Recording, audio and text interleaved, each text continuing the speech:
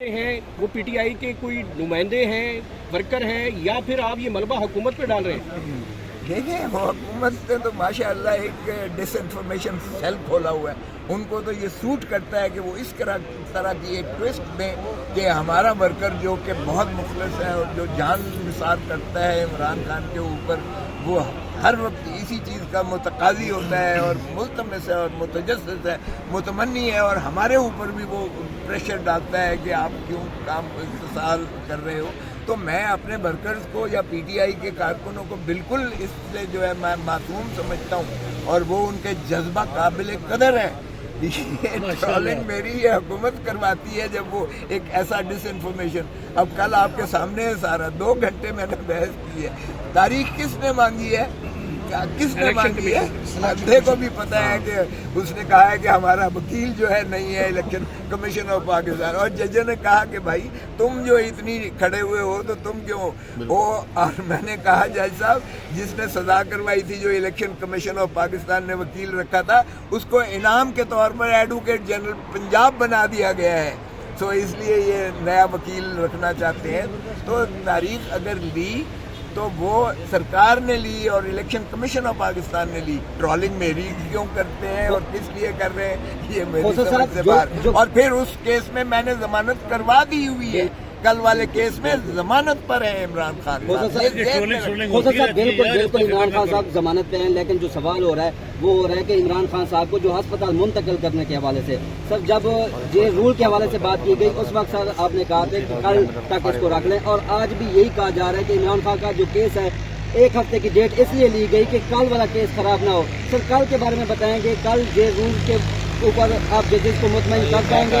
Sir तोशा खाने में तो जमानत हो गई है, लेकिन जो इमरान खान को जेल मुंतकिल करने के हवाले से उसकी कल क्या अपडेट होगी?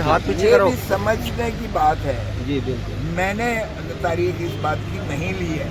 वो कल इसलिए कि उनकी जानिब से जो ये हो रहा था कि जनाब ये तकनीकी बुनियाद पर एतराज़ात किए गए थे, जिसको अदालत ने मुस्तरद किया। आपने कभी ये खबर दी है कि उनके इस तकनीकी एतराज़ पर कि 561 की पटिशन मेंटेनेबल नहीं है, ये मुस्तरद की अदालत ने। हमारा तो बड़ी आराम से आप दे देते हैं। बाकी रहा ये है कि जहाँ तक रूल्स का ताल्लुक है, जेल रूल्स का, वो जज साहब ने भी पढ़ के सुनाए थे, उनके पास मौजूद था, जो हमने पढ़ के सुनाया उन्हें। लेकिन बाहर कैफ ये जो है, जाहिर है कि सरकार को अपना जो है या स्टेट काउंसिल है या जो भी है वकील, तो उन्होंने चूँकि रखना है, इसलिए कल देखते हैं कि कल क्या करते हैं।